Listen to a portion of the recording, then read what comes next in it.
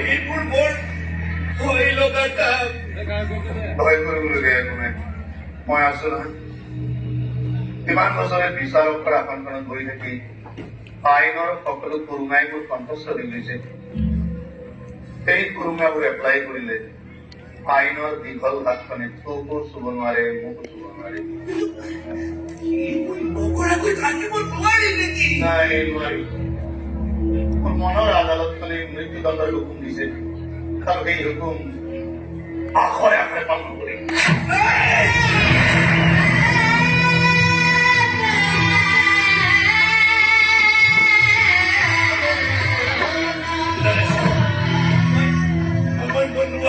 বহুত কথা কৰিলে মই দিম। মই অৱসৰ লোৱাৰ পিছত মই কথাকাৰী অবাক হৈ পাবি। মোক লোক নিদিব, ছাৰে হয়তো ঘৰটো ঠিকঠাক কৰি ল'ব পাৰি, কিন্তু ভৱিষ্যত সুনিশ্চিত কৰিব পাৰিবি। মই নোৱাৰো। তেওঁলোকে জেলত ফচি থাকিব পাৰিবি।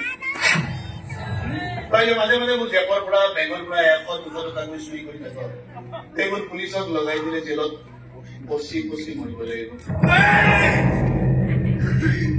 নাই ছাৰ, মোক জেললৈ নপঠাব ছাৰ।